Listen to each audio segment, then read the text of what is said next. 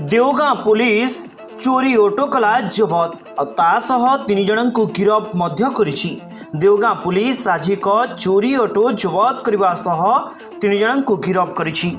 अभियुक्त 3 जन हेले बलांगीर सहर राजेन्द्रपड़ार कैलाश भोई जहाँ बयस 32, इच्छापड़ार रूपधर बेहेरा बयस 38 और टिटलागढ़ थाना वार्ड नंबर 4 पुरुषोत्तम साहू बयस 34। प्रकाश थाउ कि मार्च 1 तारिख रे चंद्रपुर मनोज नायक घर सम्मुखर ओडी 03 PA 2215 नंबर विशिष्ट ऑटो चोरी होता। एने से थाना रे अभियोग करथिले।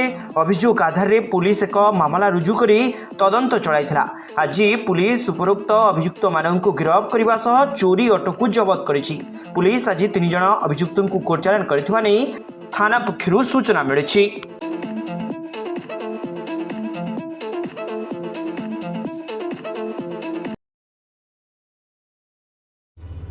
आवासिक विद्यालय दिगरे एक सफल पदक्षेप बलांगीर सहर भगवती नगर रे अवस्थित विद्या भारती आवासिक विद्यालय कोचिंग जेभली उन्नत व्यवस्था रही स्मार्ट क्लास सेभली आकर्षणीय व्यवस्था रही छात्र छात्री स्वतंत्र हॉस्टेल व्यवस्था जोगु सुनाम अर्जन करथिबा आवासिक विद्यालय रे अनग्रसर पिलांक पई स्वतंत्र ध्यान दियाजिबार व्यवस्था करा जायछि।